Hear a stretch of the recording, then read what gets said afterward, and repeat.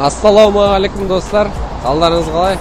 Бізде алдындағы видеоларда замилер туралы көрсеткенбіз.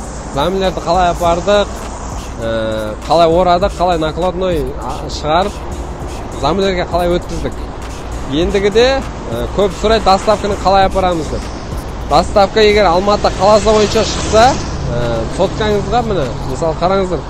Егер доставка Алматы қаласы бойынша шықса, міне мына жақта доставка дейді. Сол жерге номеріне басасыз міне. Суммасы көрсетіледі, оплата курьерім. Сіз өзіңіз апарсаңыз болады, или таксиге салып жүрсеңіз болады. Міне бізде әсел пеш заказ еткен міне. Номері бұл өзім жақкен микрорайон Думан. Копировать етем да. Сол өзіңіз немен апарасыз. 2 гиспен сол алдындағыдай. Қазір міне 2 гиспен барамыз. Соны қалай клиентке тапсыратын көрсететін боламын. Олай болса кеттік.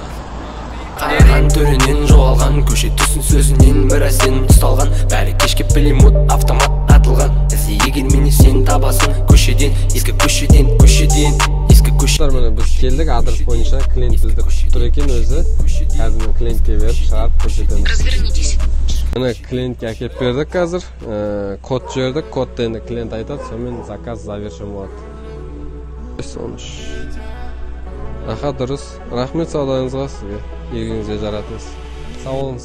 Бір күн өзіңсіз өтіп болмады тынбай.